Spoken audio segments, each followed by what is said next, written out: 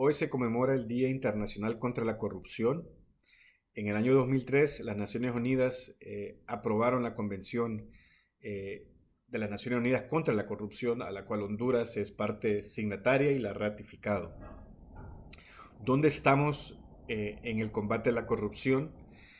Bueno, creo que el 2020, además del COVID, además de dos huracanes, también hemos tenido la pandemia de la corrupción, ¿no?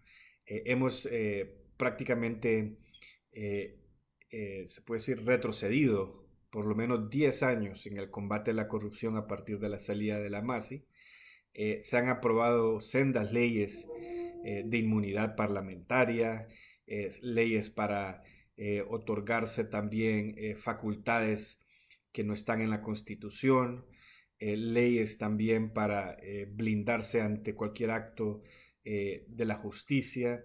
Y tenemos también casos como los hospitales móviles, ¿no?, que han quedado prácticamente en la incertidumbre, en limbo, y no tenemos castigo para todas estas personas, ¿no? Y yo creo que eso es lo lamentable, ¿no? El Día Internacional contra la Corrupción no es un día para celebrar, es un día para recordar esa lucha constante que tenemos todos, no solamente los activistas sociales o los medios de comunicación, sino todos como una sociedad, ¿no? La corrupción no solamente es en el sector público, la corrupción en el sector privado, pero también hay corrupción y hay abusos, ¿no? En la familia, en los hogares.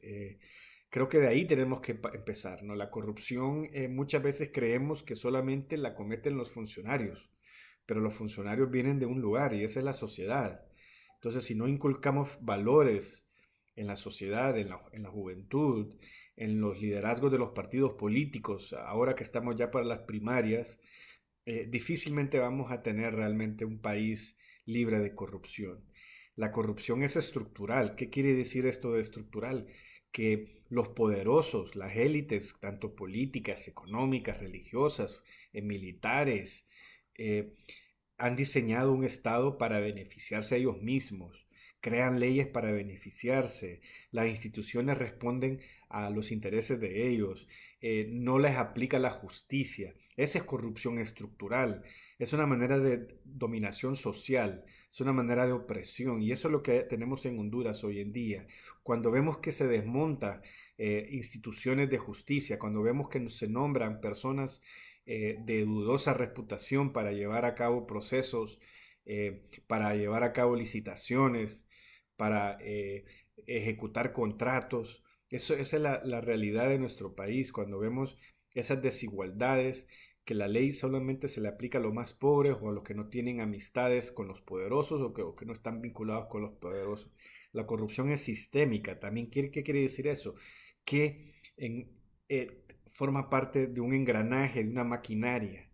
Cuando vemos una Secretaría de Salud, cuando vemos una Secretaría de Obras Públicas, donde no solamente las licitaciones son amañadas, sino también vemos de que los funcionarios o los empleados públicos también se prestan para esto. Vemos que los que participan en las licitaciones también tienen que dar coimas para poder ser adjudicados un contratos. Entonces vemos de que la corrupción se convierte en una moneda de cambio y por eso se dice que es sistémica, ¿no?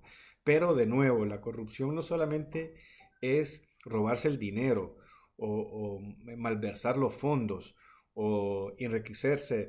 No, la corrupción es el abuso del poder delegado, ¿no? Es el abuso que los políticos eh, realizan eh, en- pensando, ¿no?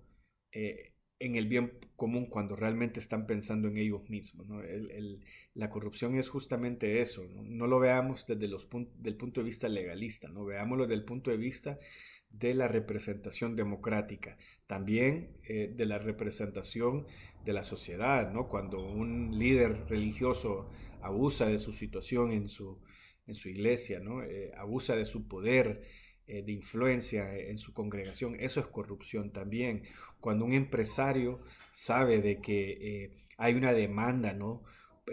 Por un bien, ya sea porque hubo un huracán y le sube los precios a la comida o le sube los precios a los colchonetas, eso es corrupción también, ¿no? Entonces estamos hablando de que la corrupción como le digo, no es solamente del sector público, no es únicamente robarse el dinero, sino es el abuso del poder delegado, confiado por parte de uno como consumidor, como contribuyente, como feligrés a una iglesia, incluso hasta como las relaciones de estudiante con profesor, ¿no? Entonces, hay que tener, ¿no?, esta visión más profunda de la corrupción, más holística, para poder combatirla también, porque de esa manera nosotros como personas, cada uno nos comportamos de una manera justa, nos comportamos de una manera basada en derechos, nos comportamos con respeto a las demás personas, especialmente a aquellas personas que no tienen las oportunidades o los privilegios que uno tenga, ¿no?